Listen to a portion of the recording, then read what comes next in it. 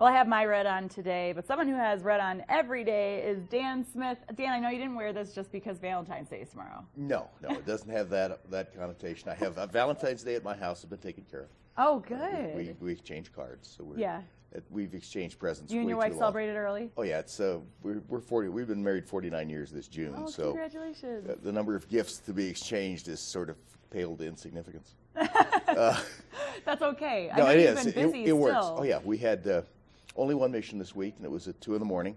It was a snowmobiler that had been called in as being overdue, and we get ready to go, and he pops out of the woods, which is great. Everybody was back asleep. Most of what we're doing is getting ready for a major training in April. We have some slides here that'll run that in how you get patients up into the helicopter when it can't land. It's called hoisting. We'll set the helicopter down a half-mile away. People will hike into the patient. They'll lower some gear. They'll package the patient up in the gear and raise him up on a cable and then fly away, and we hike back out, and they pick us up, and we're gone. We're going to train about 200 people from various teams around the state in this for a week in April. They come up here for 1 day of training. We do it day, we do it night. There'll be a night shot coming up here in a minute. We also train 8 of ourselves and 8 of Mountain Rescue Aspen to go down out of the helicopter on the cable. When not only can't you land a half-mile away, you can't land anywhere. So we have to lower them down, then lower the gear down, package the patient, send them up. We do this for real about 5 times a year, but it's one of those things that you absolutely positively have to practice, and you have to practice it a lot. We'll do a fall training, do a spring training in April. We'll do a fall training at the end of the season, and we'll do 2 very short trainings for our people during the middle of the summer. In our backcountry, I mean, people are getting further and further out, further and further away.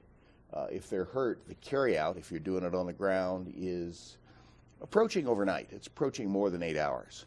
A lot of patients are in enough trouble they can't last that 8 hours, or the risk is too great. So the helicopter and picking them up with a hoist is what you have to do. It's not dangerous, but it's something that absolutely has to be done precisely. You have a cable coming out of the helicopter that's whipping around. You have a 60-mile-an-hour downdraft. You have a rope that's tied to the litter to guide it up that can get caught on things. Just an awful lot of things can happen. Everybody has to train. So you've got 4 or 5 guys on the ground and the 4-man helicopter crew. They all have to know each other. The first thing that goes to hell in them is communications. Radio is going to go 1 time out of 2 or 3, so you have to automatically know what to do. And it just takes rehearsals, and we do a lot of rehearsals. We'll do, for 4 days, if we don't do 200 hoists, I would be shocked. It's that many. And, now, who qualifies for the training? Well, anybody can do the hike in, raise the guy up. What you have to have is the ability to package the patient correctly so he stays in the litter, and so the crew chief looking down out of the helicopter 50 or 60 feet above could look at that patient and say, yep, he's packaged okay, and bring him up. The people that are going down out of the helicopter, that's an interesting skill because you're not in control. You're on the end of a wire and the crew chief's lowering you. The key is to have the skills to work on the ground because you're only going to do that when you're on a very steep angle.